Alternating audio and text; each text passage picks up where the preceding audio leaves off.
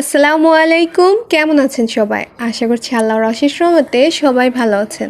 আলহামদুলিল্লাহ, আমরাও ভালো আছি। মম লাইফ সাদিয়া চ্যানেলে আপনাদের সবাইকে স্বাগত। আমি সাদিয়া ব্রাহ্মণবাড়িয়া থেকে বলছি। এই তো আজকে হচ্ছে 11টা থেকে স্টার্ট করেছি ভিডিওটা। আর এখন হচ্ছে ভেবেছি কমলা দিয়ে আর কি অরেঞ্জ ফ্লেভারের কেক বানাবো। তো কিভাবে বানাচ্ছি সেটাও আপনাদের সঙ্গে শেয়ার করি। আর আমিও ফার্স্ট টাইম ট্রাই করছি। তবে কেক বানাতে গিয়ে আজকে আমি কিছু সমস্যা ফেস করেছি, আর সেগুলো আপনাদের সঙ্গে শেয়ার করব। তো এখন হচ্ছে এই যে কমলার খোসাগুলো আর কি নিব। তো খোসাগুলো বলতে ওর স্কিনটাই নিব, উপরের অংশ। তো সেটা কিভাবে নিব সেটা বুঝতে পারছিলাম না। পরে আলু কুচি করা যে মেশিনটা থাকে আর কি, গ্রেটার, ওইটার যে ছোট অংশ ওইটা দিয়ে নিচ্ছিলাম। তো পরে দেখি যে হাতে লেগে যাচ্ছে। তারপরে আমি কি করলাম, হ্যান্ড গ্লাভস পরে এই তো এতটাই বের হয়েছে। আর এখানে হচ্ছে 2টা কমলার খোসা নিয়েছিলাম। তো 2টা থেকে এতটুকুই আর কি বের করতে পেরেছি, আর বাকিটা ফেলে দিয়েছি। আর এই তো কমলার থেকেও জুস তৈরি করে নিচ্ছি, আর পিওর জুসটাই আর কি ব্যবহার করব, এখানে কোনো চিনি বা সুগার সিরাপ ব্যবহার করিনি। আর এই তো এতটুকু বেরিয়েছে। আর আজকে ভেবেছি 4 কাপে পরিমাপ করে আর কি কেকটা তৈরি করব। তো 4 কাপটা আমার নিচের অংশটা একটু লম্বা টাইপের ছিল, সমান টাইপ হলে বেশি ভালো হয়। তো আমার বাসায় হচ্ছে এটা ছিল, আমি এটা দিয়ে ব্যবহার করে নিয়েছি। আর এখানে 3টে ডিম দিয়ে আর কি কেকটা তৈরি করে নিচ্ছি। ডিমগুলোকে ভালো করে ফেটিয়ে ম্যারাং তৈরি করে নিলাম। আর তারপর হচ্ছে চিনি দিচ্ছি, অল্প অল্প করে চিনি দিব, আর ডিমটাকে ভালো করে ফেটিয়ে নিব। আর যেহেতু হ্যান্ড হুইপস দিয়ে করছি, তো সেজন্য দেখা যাচ্ছে কি ফোমি ভাবটা কম হবে। তারপরেও ভালো করে বিট করে নিয়েছি। আর এই তো দিয়েছি এখানে হচ্ছে 1 কাপ আটা দিয়েছি।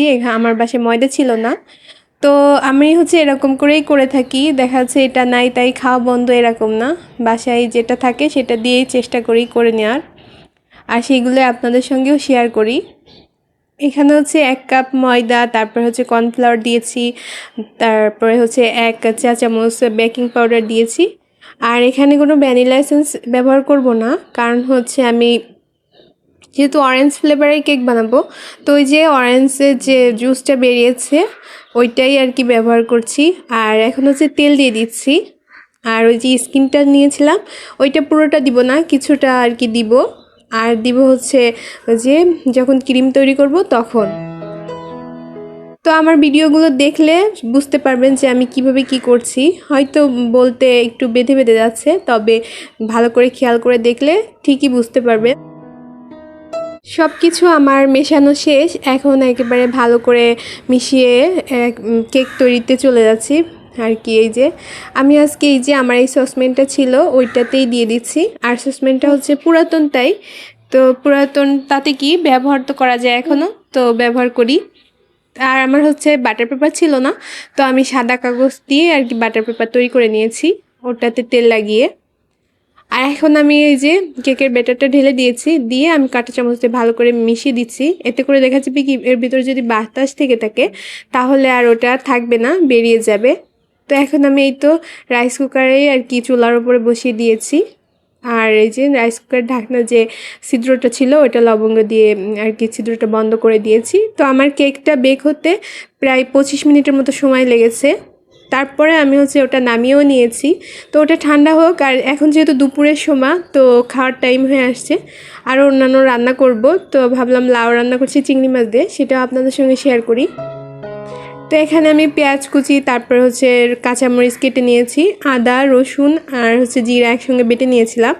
তারপরে একে একে লবণ হলুদ ধনে গুঁড়া দিয়ে মশলাটাকে কষিয়ে নিয়ে তারপর চিংড়ি মাছ দিয়ে দিয়েছি। চিংড়ি মাছটা যেহেতু একটু বড় বড়, আর চিংড়ি মাছ হয় কি জালে দিলে শক্ত হয়ে যায়, সেজন্য আমি আর ওটা তুলিনি, ওই শুদ্ধই আর কি লাউটাকেও দিয়ে কষিয়ে নিয়েছি। আর লাউটা এমনভাবে কষিয়ে নিয়েছি যাতে কষাতে কষাতে সিদ্ধ হয়ে যায়।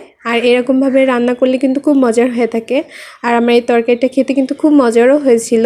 ভিডিওতে নিশ্চয়ই খেয়াল করেছেন 1 টুকরো কাঁচকলাও দিয়েছি, ওটা আমি আমার মেয়ের জন্যই দিয়েছি। কেমন যেন মনে হচ্ছিল যে ওর পেটে একটু সমস্যা দেখা দিচ্ছে, তো সেজন্য ওই কাঁচকলার টুকরোটা দিয়েছি। দিয়ে আমার লাউ রান্নাও হয়ে গিয়েছে, টমেটো দিয়ে তারপর হচ্ছে ঝোলের পানি দিয়ে ধনেপাতা দিয়ে নামিয়ে নিয়েছি। আর এখন যে নজলগুলো দেখাচ্ছি এটা হচ্ছে আমি 99 থেকেই কিনেছি, তবে কোনটার কেমন ব্যবহার ওটা সম্পর্কে আমার অতটাও ধারণা নেই, যেহেতু দেখা যায় আমি প্রফেশনাল না, সবসময় বাচ্চাদের চাহিদা মেটাতে বাসায় দেখা যাচ্ছে করে থাকি।